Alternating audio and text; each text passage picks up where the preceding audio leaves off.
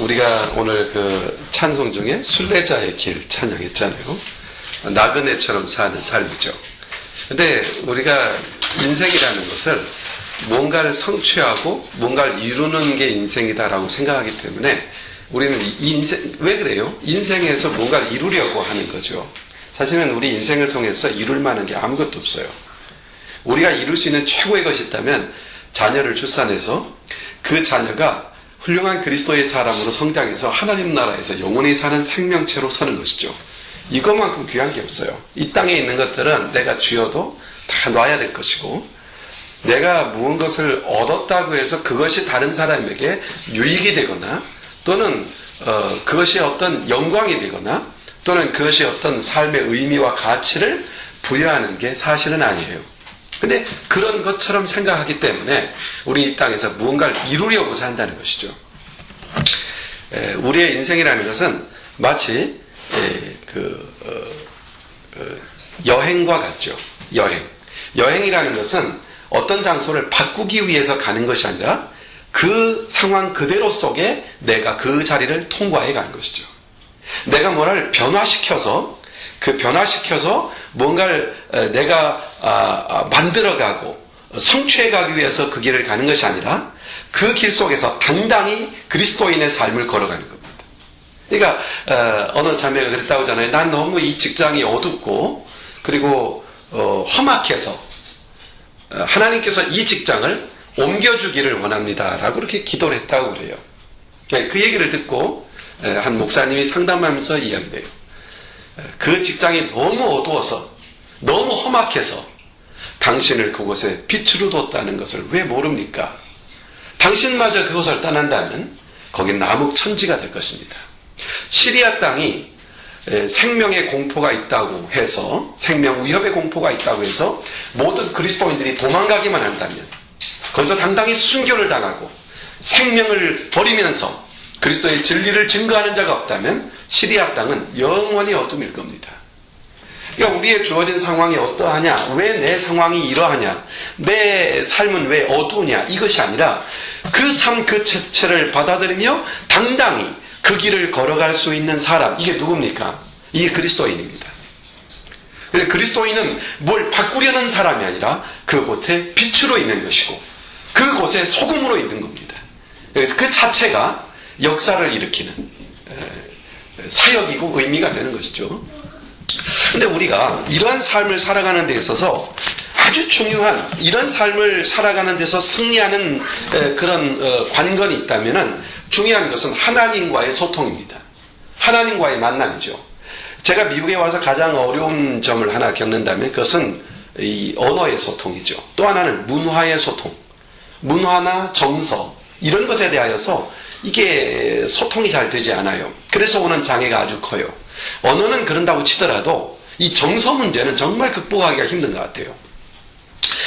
그래서 오해하게 되고 때로는 그들의 문화에서는 당연한 관습이지만 우리한테는 그게 신뢰가 되는 것들이 되고 또 우리는 당연한 거지만 내 삶이 그들에게는 신뢰가 되는 이런 상황들을, 이런 충돌을 보면서 많은 아픔을, 그런 어려움을 갖게 되는 것 같아요. 하나님과의 우리와의 관계도 바로 이게 중요합니다.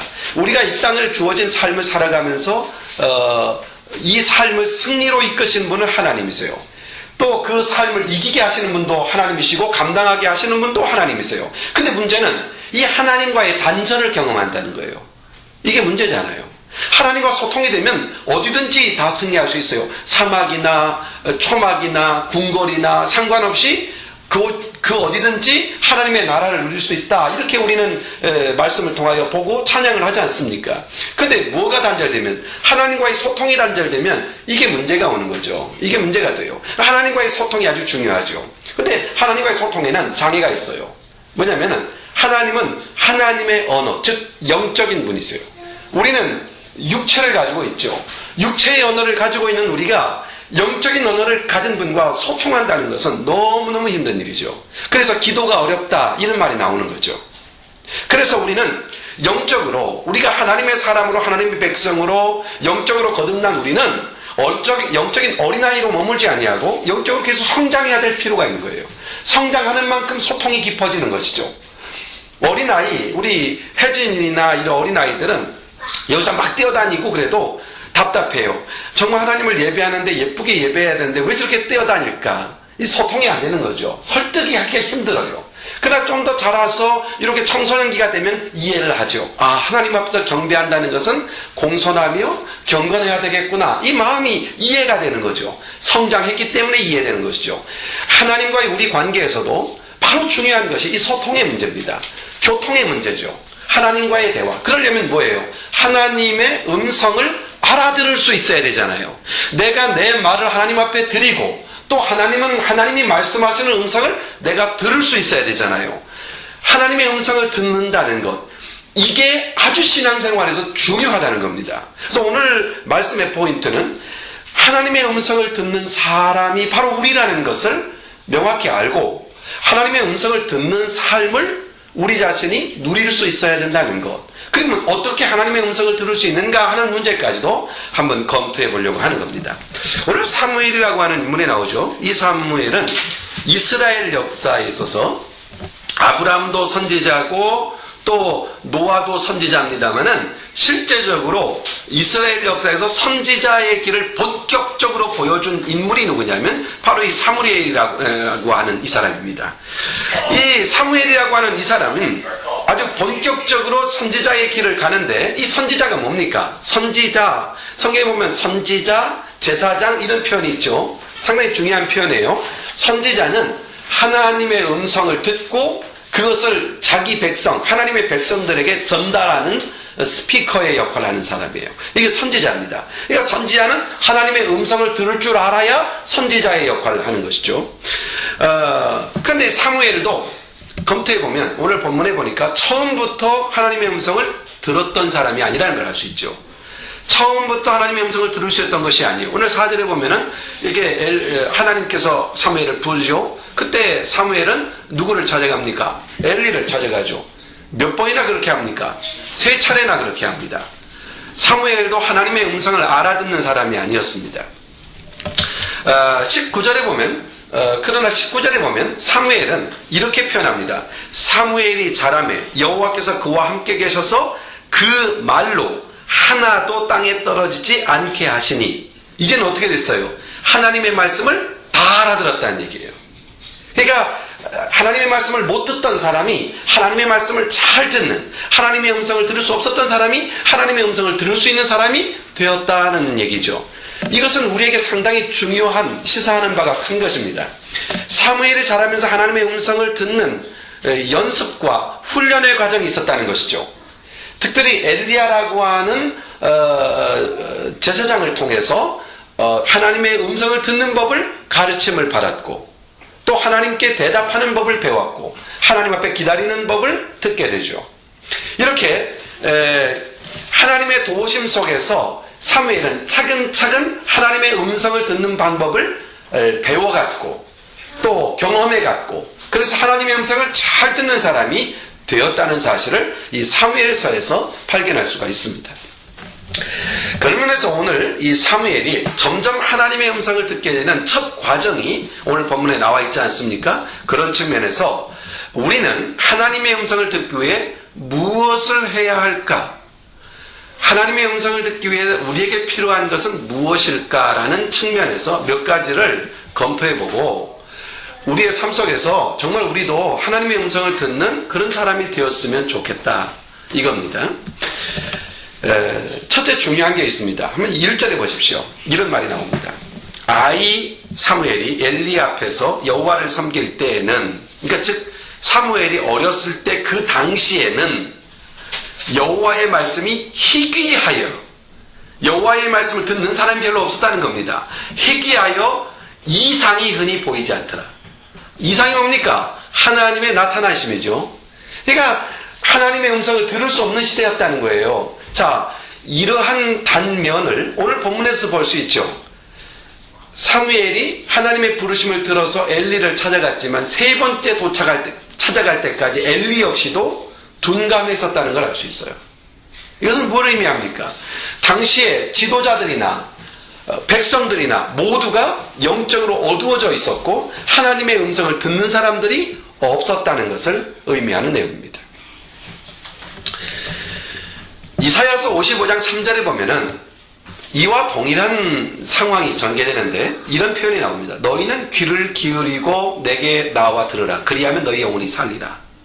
이 말이 무슨 얘기입니까? 하나님이 말씀하시고자 하는데 사람들이 하나님의 음성을 듣지 않으려고 한다는 거예요. 여기 보니까 나와 들으라 하니까 이 말은 하나님은 지금 말씀을 주고 싶어 하십니다. 그의 음성을 주고 싶어 하시는 거죠. 그런데 도대체 나와서 들으려고 하는 사람이 없는 거예요. 하나님의 음성을 기다리는 사람이 없는 거예요. 그러니까 하나님께서 선지자를 보내서 안타까운 심정으로 하나님의 음성, 하나님의 말씀을 들어야 니들이 살아난다. 하나님의 말씀을 들어야 된다. 이렇게 외치는 선지자를 보낸 거 아닙니까? 사무엘 시대나 이사야 시대뿐만 아니라 지금 이 시대도 하나님의 말씀은 희귀하여 이상이 흔히 보이지 않는 시대를 우리가 살아가고 있죠. 하나님의 음성에 귀를 기울이지 않아서 하나님의 말씀에 능력이 나타나지 않고 그러니까 당연히 영혼이 메말라가는 거죠. 영혼이 푸석푸석해지는 거죠. 자신이 그리스도인이라고 생각하는 사람들은 참 많습니다. 또 자신이 그리스도인이기 때문에 교회에 나가야 된다고 해서 교회에 출석하는 사람도 참 많습니다. 그런데 하나님의 말씀, 하나님의 음성을 듣는 사람은 이 시대에도 그렇게 많지 않다는 것이죠. 이유가 뭡니까? 왜 그들은 하나님의 음성을 듣지 못하고 있고 또 그 음성을 듣지 않는 것입니까? 이유는 하나입니다. 하나님의 음성을 듣고자 하는 열망 자체가 없는 거예요. 열망 자체. 하나님의 음성을 들어야겠다는 열망이 없는 것이죠. 여러분 이걸 아셔야 됩니다. 하나님의 음성을 듣고자 하기 원한다면 하나님의 음성에 대한 간절한 열망이 있어야 돼요. 내가 하나님의 음성을 듣고 싶습니다. 주님 말씀해 주십시오. 내가 하나님의 음성을 듣고 싶습니다 하는 열망이 있어야 되는 것이죠. 간절한 열망. 현대를 살아가면서 꼭 필요한 게 있죠. 첫째로 지목하라면 누구나 그 관건이 되는 것은 건강진단 문제입니다. 건강 문제. 그래서 건강보험을 갖는 거, 그 다음 건강진단을 규칙적으로 해야 된다는 거. 현대인들에게서 상당히 중요한 요소로 이렇게 지적하는 것들이죠. 피검사, 위내시경, 또 40대 이후에는 장내시경을 적어도 2년에 한 번씩은 해야 된다고 하는 그런 권면사항들이 있습니다. 왜냐하면 무슨 병이든지 초기에 발견하면 치료할 수 있지만 중증이 되면은 치료할 수 있는 확률이 떨어지기 때문에 치사율이 높아진다는 거죠. 그러니까는 미리미리 예방하기 위해서 건강진단하는 거죠. 특별히 암이라고 하는 것은 이 자기가 내가 이런 질병에 걸렸다고 하는 자각 증세가 아주 심각해진 이후에나 나타난다고 그래요. 암이라고 하는 것은. 그러니까 내가 암의 질병에 걸렸다고 느껴지는 순간은 이미 치료하기에 위험수위에 넘어선 상태라는 거죠. 자각 증상이 나타나지 않아요. 그래서 암에 관해서는 정규적인 진단만이, 점검만이 유일한 예방책이다. 이렇게 제시하는 것을 들었습니다. 그런데 우리의 영혼의 질병이 이와 똑같습니다. 우리의 영혼의 질병은 자각 증세가 나타나지 않아요. 내가 영혼에 영적으로 병들었다 이런 자각 증세가 나타나지 않아요. 의도적으로 점검하지 않으면 내가 영적으로 얼마나 잘못되었는지에 대하여 자각하기가 너무 쉽지 않다는 거예요. 그래서 예나 지금이나 사람들이 갖고 있는 가장 심각한 문제점은 영적인 면에서 내가 영적인 면에서 무관심하다는 거. 예도 그렇고 지금도 그래요. 영적인 면에서는 너무나도 무관심하다는 거. 특별히 그리스도인들에게도 동일하게 이 증상이 나타나고 있다는 것이죠. 우리는 영혼의 문제를 살펴야 되고 영적 건강을 체크해야 됩니다. 내 영적으로 굶주려 있는 것은 아닌지, 내가 영혼으로 영양실조에 걸리는 것은 아닌지, 또 내가 영적으로 병들어 있는 것은 아닌지 반복적인 진단이 필요해요. 자꾸만 점검하는 게 필요하죠. 그것이 필요하기 때문에 우리는 양육과 훈련 과정이 바로 그 중에 하나일 것입니다. 시편 42편 1절에 오면 시인은 이런 말을 합니다. 하나님이여 사슴이 시냇물을 찾기에 갈급한 같이 내 영혼이 주를 찾기에 갈급합니다. 이 시편 기자는 영적 갈급함이 얼마나 나에게 있어서 뼈저리게 느껴지고 이것이 얼마나 심각한 문제인가에 대하여 자각했어요. 그래서 하나님을 향하여 목마른 사슴이 시냇물을 찾아 헤매는 것처럼 내 영혼이 지금 메말라 있습니다. 생명이신 주님, 찾고 그래서 주님으로부터 체험을 얻고자 하는 갈망함이 이 말씀에 나와 있죠. 오래전 제가 교육전사 시절에 아주 오래전이죠. 거의 한 20여 년도 더딘 시간인데 그때 아이들을 데리고 목요 찬양 모임에 함께 찾아간 적이 있어요. 학생들을 데리고 학생들을 지도할 때 그때 제 마음이 아주 갈급했고 또 영적 목마름도 아주 간절했습니다. 이제 가서 그 찬양 모임에 참여했는데 아주 생소한 찬양이 흘러나와요. 그러니까 진행자가 생소한 첫 찬양이에요. 처음 세 곡 찬양이 나온 거예요. 울려 들려요. 근데 그 찬양이 제 영혼을 막 흔들어요. 그 찬양이 내 마음을 송두리 뒤흔드는 찬양이에요. 어느새 그 찬양을 들으면서 마음으로부터 우러나와서 막 눈물이 줄줄 나오고 이런 역사가 일어나요. 그 찬양이 뭐냐면 바로 이 찬양이에요. 목마른 사슴 시냇물을 찾아 헤매. 이 찬양 처음 나왔을 때요. 목마른 사슴 시냇물을 찾아 헤매이듯이 이 찬양이 딱 나오는데 이게 나예요. 그 찬양을 막 들려오는데 이게 나예요. 내가 그렇게 주님만이 나의 힘, 주님만이 나의 방패, 주님만이 나의 소망, 나의 몸 정성 다 바쳐 주님 경배합니다. 이 찬양하는데 내 갈급한 내 모습이, 내 심령이 막 뜨거움이 일어나고 하나님의 은혜가 온몸을 휘감고 그리고 하나님에 대한 열망으로 충만해져서 영혼이 치유되고 회복되고 삶과 비전 그리고 헌신에 대한 새로운 다짐들을 마음속에 아주 결단을 내리는 그런 경험들이 기억이 납니다. 갈급합니다. 하나님을 갈망하는 것, 하나님을 열망하는 것, 이게 하나님의 음성을 들을 수 있는 첫 번째 필요 요소입니다. 내가 얼마나 하나님의 음성을 듣기를 열망하고 있는가. 여러분 그거 원하나요? 정말 하나님의 음성 듣기를 열망하나요? 이게 필요합니다. 그러려면 엎드려야 됩니다. 하나님, 내가 고백해야 됩니다. 내가 당신 음성 듣기를 열망합니다. 이런 찬양이 있어요. 또 하나의 찬양, 내게 그때 찬양에서 감동적, 주님이 나를 만져주시기를, 주님이 나에게 지나가 주시기를. 얼마나 갈망함입니까? 주님이 나를 스쳐 지나가기만 해도 내게 임하는 그 영광, 그 임재, 그 갈증의 해서 오 주여, 내가 주를 갈망합니다. 내가 주를 기다립니다. 성경은 분명히 말씀합니다. 구해야 받는다. 찾아야 찾는다. 두드려야 열린다. 주를 찾고자 하는 열망, 물을 찾는 목마른 사슴처럼 갈망하고 주를 찾는 찾고 찾을 때 하나님을 찾게 되고 두드리고 또 두드릴 때 심령 속에 불뜻 일어나는 간절함이 일어나서 그 문이 열려지는 주님을 만나는 역사.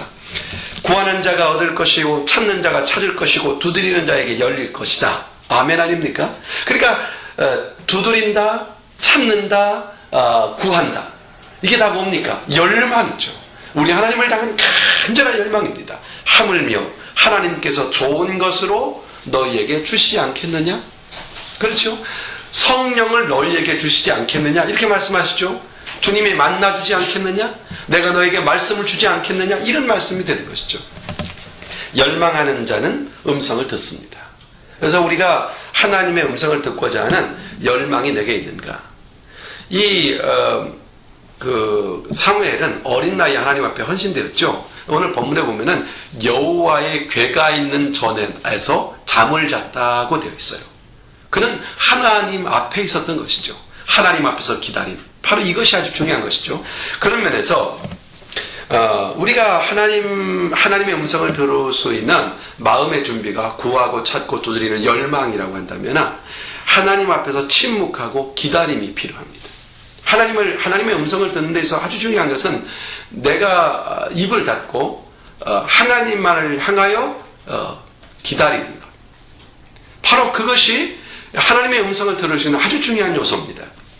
3절에 보면 이런 말이 나옵니다. 하나님의 등불은 아직 꺼지지 아니하였으며 사무엘은 여호와의 궤에 있는 여호와의 전 안에 누웠더니 라고 했습니다. 사무엘이 여호와의 전 안에서 누워 있습니다. 기다리고 있습니다.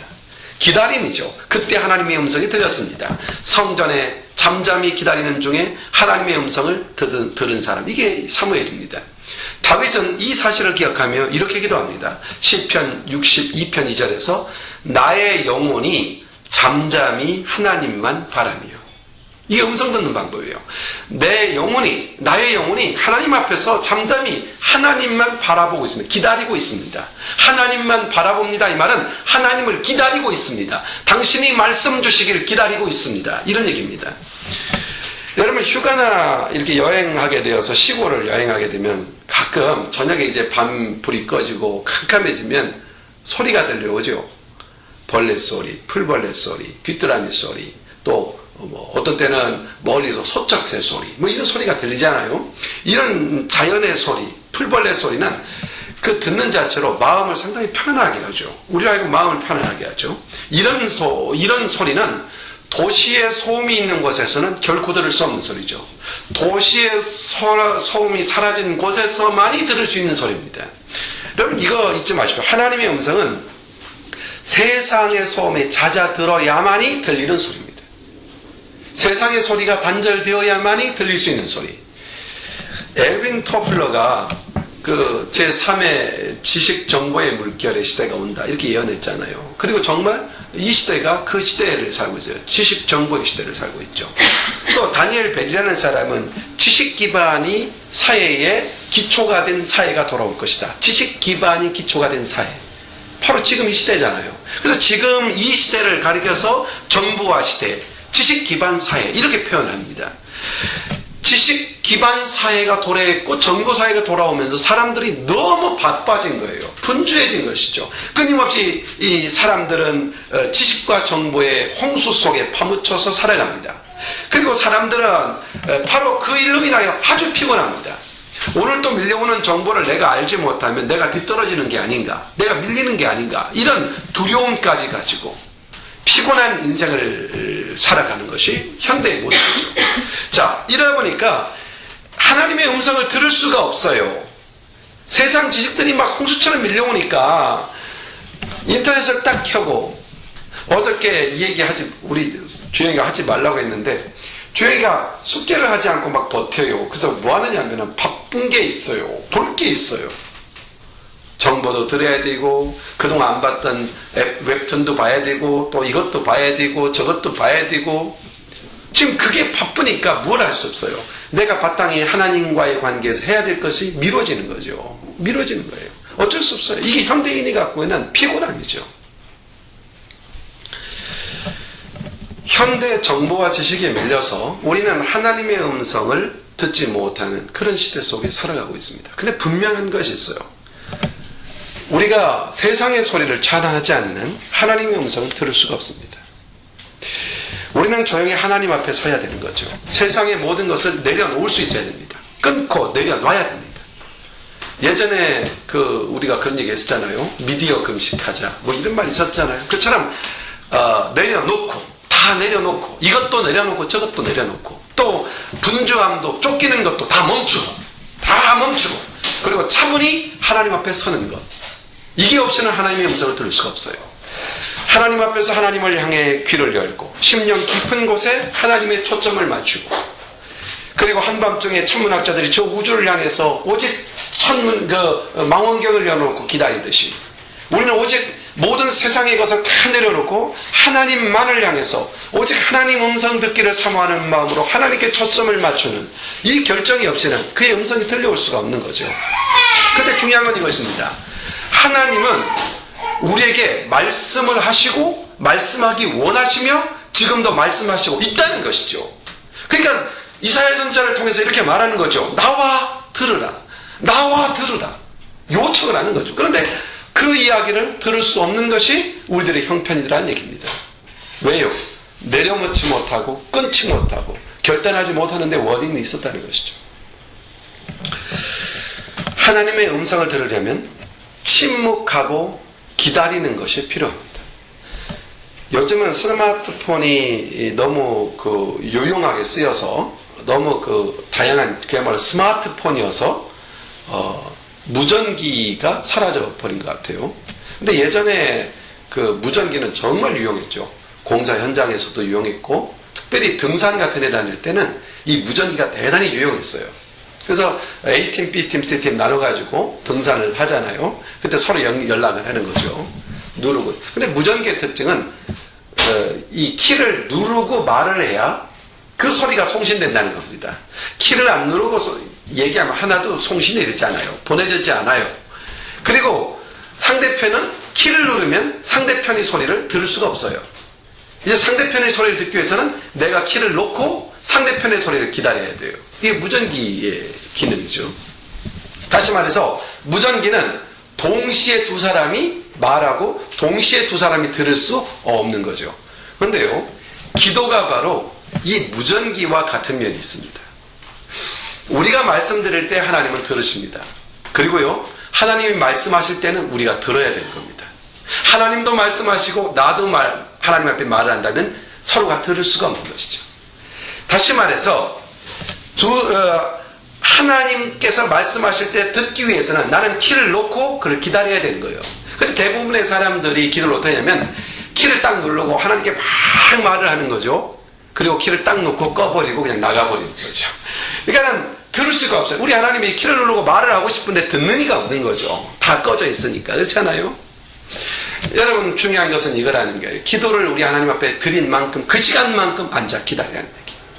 내가 30분 동안 기도했으면 하나님을 30분 동안 기다려줘야 될 거 아닙니까? 이거 예의 아닙니까? 두 사람이 만났는데 혼자서 막 30분 동안 막 듣다 벌떡 일어나 나가버려요. 얼마나 황당하겠어요. 30분 동안 말을 했으면 30분 동안 들어줘야 되는 게 아니겠어요? 그 사람 누가 만나고 싶겠어요? 자기만 막 말하는 사람을. 응? 그러니까 하나님께 기도했으면 이제 기다리세요. 주님을 기다리세요.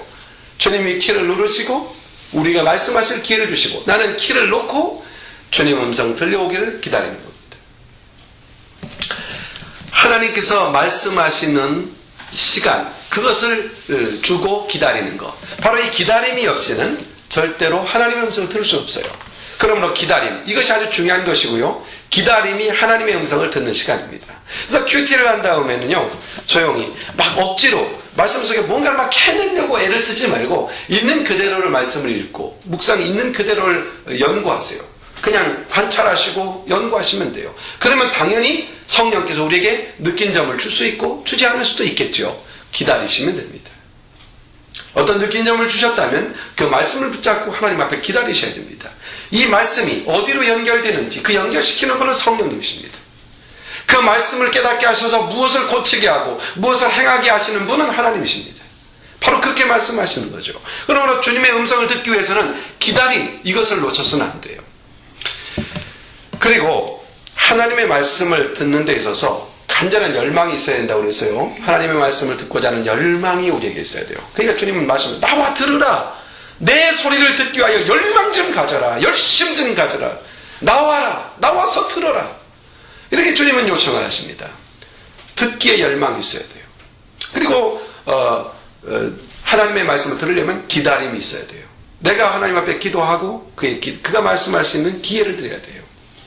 그리고 하나님의 말씀에 귀를 기울여야 된다는 겁니다. 귀를 기울여. 리스닝 해야 돼요. 9절에 보면은 가서 누웠다가 그가 너를 부르시거든 내가 말하기를 여호와여 말씀하옵소서 주의 종이 듣겠나이다. 듣는 것이에요.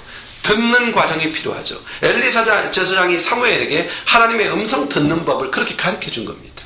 들어야 된다. 하나님 제가 여기 있습니다. 말씀하십시오. 제가 듣겠습니다. 종이 듣겠습니다. 열망도 있고 기다림도 결정했다면 이제 listening, 들어야 되겠죠. 하나님의 말씀을 들으려고 하는데 어떻게 들려옵니까? 첫 번째로 성경 말씀을 묵상하는 겁니다. 우리는 이걸 큐티라고 그러죠. 큐티를 통하여 우리는 하나님의 말씀을 듣습니다. 성경은 하나님의 말씀이죠. 성경은 하나님의 말씀입니다. 하나님께서는 성경 말씀을 통해서 우리에게 필요한 말씀을 주십니다. 그래서 성경을 읽고 살피고 묵상하는 것이 아주 필요한 것이죠. 성경을 읽고 살피고 묵상해야 합니다. 그때 하나님의 음성이 우리에게 들려오는 거죠. 이 묵상이라는 말이 뭐냐면은 영어로 meditation이라고 그러잖아요. 묵상한다. 근데 이 meditation이라는 원어가 또 하나의 하나의 동일한 어근을 갖고 있는 또 하나의 단어가 뭐냐면 그 약이라는 거 있죠. 그 두 가지 단어가 같은 어원을 갖고 있어요. 그러니까 메디칼루스라고 하는 라틴어에서 이 약이라는 단어와 묵상이라는 단어가 같이 동시 파생이 되고 있다는 사실이죠. 이 어원적 의미에서 그러므로 묵상이라는 이런 의미를 갖고 있어요. 마치 약이 우리 몸 안에 들어와서 온몸에 퍼져서 약효를 내듯이 하나님의 말씀이 내 심령 속에 들어와서 우리 온 심령에 퍼져가면서 영향을 미치는 것, 미치게 하는 것. 우리가 약을 먹고 나서 시간이 흘러가면서 약의 영향력이 미치는 시간이 필요하잖아요. 약을 먹으면 그 순간 약효가 확 나는 것이 아니라 20분, 30분 기다려야 될 거 아니에요. 바로 그 약효가 나타나도록 기다리는 시간, 이게 뭐예요? 묵상이라는 얘기예요. 그래서 하나님의 말씀을 딱 받아서 그 말씀을 내 마음에 탁 집어넣고 그 말씀을 묵상하는 거죠. 마음에 두고 묵상하는 것. 구체적으로 말씀을 묵상하는 방법이 뭐겠습니까? 말씀을 읽는 것이죠. 읽으면서 성령님의 도우심을 구하는 것입니다. 왜냐하면 이 성경을 기록하신 분이 성령님이시고 그 말씀을 통하여서 성령님이 그 말씀을 깨닫게 하시고 깨달은 말씀을 적용하는 일까지도 성령님은 우리에게 이렇게 네트워크해 가신다는 말이에요. 그 과정 속에 필요한 게 뭐예요? 묵상이라고 하는 것이죠. 묵상. 그 하나님의 말씀을 묵상합니다. 그것은 성령이 우리 안에서 일하는 시간입니다. 하나님의 말씀을 묵상하는 시간, 그 시간이 뭐예요? 마치 약을 먹고 약의 효과가 나타나기를 기다리는 것처럼 하나님의 말씀을 머금고 묵상할 때 그 말씀이 약효를 발휘할 수 있는, 능력을 발휘할 수 있도록 성령이 역사하는 시간이죠. 묵상이 없는 사람은 능력이 없는 겁니다. 묵상이 없이는 그의 음성을 들을 수가 없는 것이죠. 자, 첫 번째 listening. 우리 하나님 앞에 경청을 해야 돼요. 하나님 앞에 말씀을 듣기 위해서는 큐티 생활이 아주 중요하다는 것, 그 큐티 생활을 통하여 하나님은 메시지를 주신다는 것, 말씀을 주신다는 것, 음성을 주신다는 것 알았습니다. 또 하나는 설교를 경청하는 것입니다. 설교를 경청하는 것. 설교는 성경에 나와 있는 지평과 내가 살고 있는 삶의 지평, 나라고 하는 삶의 지평을 연결해주는 커뮤니케이션이에요.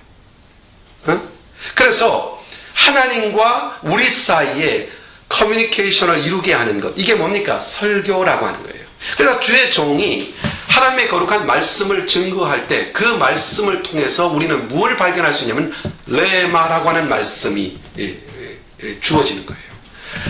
설교라는 과정을 통하여서 우리에게 뭐가 주어진다고요? 레마가 주어지는 거예요. 나에게 주어지는 말씀. 우리에게 주시는 말씀이 설교인데 우리에게 주시는 말씀이 나의 말씀, 내게 주시는 말씀으로 주어지는 이 레마의 역사는 설교를 통해서 이루어지는 거예요. 설교하는 과정에 경청할 때 내게 주는 말씀이 주어지는 것이죠. 하나님의 음성을 듣는다는 것은 바로 그런 것입니다. 경청한다는 것은 단순한 청취가 아닙니다. 경청이라는 것은 귀로만 듣는 게 아니라 마음의 문을 열고 듣는 상태를 말하는 거예요. 그래서 하나님이 내게 바라시는 것, 내게 하지 말라고 하는 것, 또는 내게 무엇을 적극적으로 행하라고 하는가에 대한 메시지가 주어지는 것이죠. 그것을 받기 위하여 귀 기울여 듣는 것, 이게 경청입니다. 그러므로 설교는 단순히 듣는 게 아니라 자신을 열어놓고 자신을 살피며 듣는 것입니다. 그러면 말씀이 내 안에 와서 그 말씀을 보내사 나를 고치시며 말씀을 보내사 말씀이 나를 고치는 것이죠. 그게 바로 레마의 역사예요. 성령께서 역사하시는 것이죠. 그러므로 설교 시간에 말씀을 경청해야 합니다. 세 번째로는 하나님의 하나님을 말씀을 리스닝 하는 거에 관해서 이야기하는 겁니다. 세 번째는 기도 중에 주시는 세미한 음성을 놓치면 안 됩니다. 기도는 하나님께서 세미하게 말씀하시는 말씀의 소중한 통로입니다. 그래서 기도 중에 우리가 기도하면서 자신의 마음을 꼭 살펴야 돼요.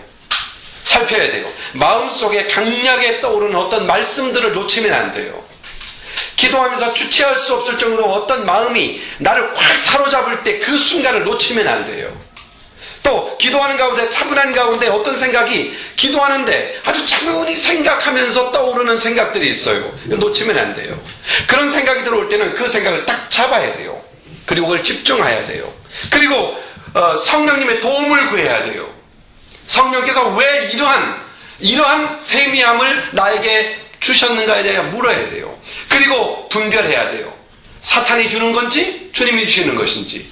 만약에 여러분 앞에 하나님 앞에서 그 말씀을 생각할 때 평안이 찾아온다면 하나님 앞에 그것을 붙잡고 기도해야 돼요. 언제까지요? 확신에 이르기까지. 그러면요, 그 말씀이 나에게 준 말씀이면 첫째 평안이 오고요, 두 번째는 주셨구나, 이건 내게 주시는 말씀이구나라는 것을 내가 알아요. 이 말이 여러분 이해가 되는지 모르겠어요.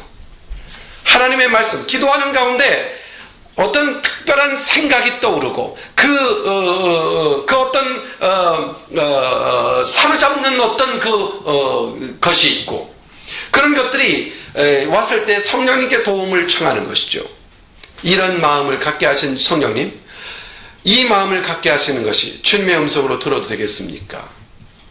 성령께서 나를 감동하시고 역사하시는지, 말씀에 위배되는 것은 없는지, 마음의 평안이 찾아오고 주님의 메시지로 확신되기까지 주님 앞에 엎드려 있으면, 기다리면 성령이 확신을 줍니다. 여러분이 확신을 갖는 게 아니고 그 기다림이죠. 성령의 도우심을 구하고. 그래서 세미한 음성들에 대하여 놓치면 안 돼요. 하나님 앞에서 기도할 때 주시는 세미한 음성들을 놓치면 안 돼요. 바로 그것이 주님의 음성으로 말씀하시는 경우가 종종 있습니다. 그리고 또 하나는 환경입니다. 때로 하나님께서는 환경을 통해서 말씀을 주십니다.